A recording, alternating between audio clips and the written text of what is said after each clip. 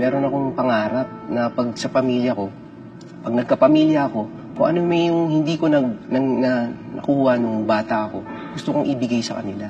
Bali po kasi, yung chances po kasi dito, hindi naman po ako ma-promote for regularity.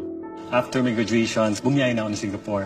Nandun ang opportunities ko in order for me to, I could say, fight for a living na magbigay ng magandang kinabukasan ng anak namin. Kasi dito sa sa Pilipinas, not enough yung yung sahod as being is food server or bartender. So yung wage ko po sa dalawa kong anak, single mother, hindi ko po kayang masustain kung ano po yung kailangan nila. So nag-decide po akong magsumubok sa abroad.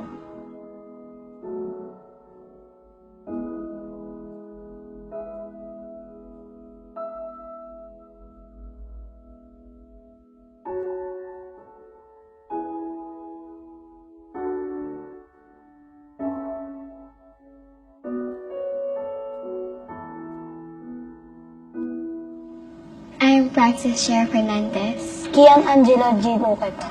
Ang pangalan ko po ay si Timothy James R. Cortez po. My mom is a flight attendant. I'm very happy for her because she is traveling.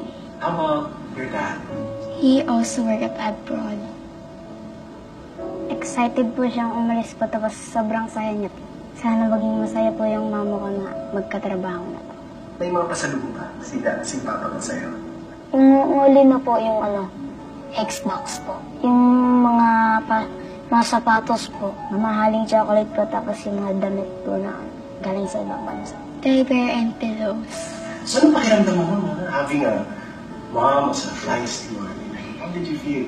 Very sad because I cannot see my mother every day. Sometimes I feel that she doesn't love me, but she said that she loved me. Ano po, malungkot po. Ano yung nakakalungkot nun?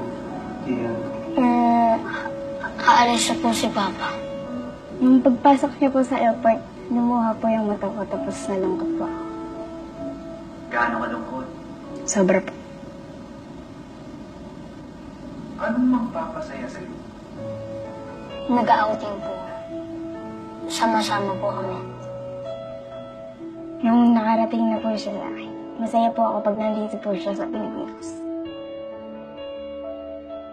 I wish that my dad can find a good work here at Philippines and the same as my mother.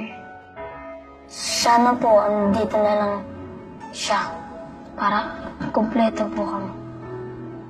Ano po, magtrabaho na lang po sa Pilipinas para di na po umalis papunta sa iba't ibang lugar po.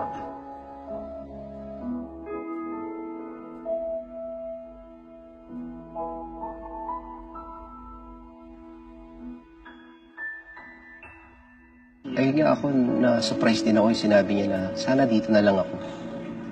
So, sabi ko nga, gustuin ko man, pero wala, di ko pa magawa. Skip sa dibdib. Na-realize ko na mahal nila ako kasi minsan hindi kami ganun ka-expressive sa salita or minsan kasi pag nasa bahay kami, kulitan lang. Parang kinutok yung puso ko kasi sana nga, nandito ako, ganun. Masakit kasi I'm away from her actually. Especially ngayon, narinig ko galing sa kanya. Andun na ngayon na-miss ko yung childhood nila eh. Pati ba naman yung adulthood na magbibenatara sila.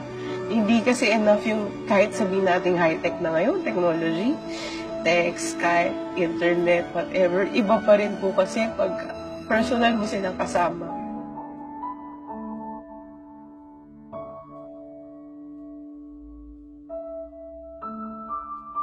Love you.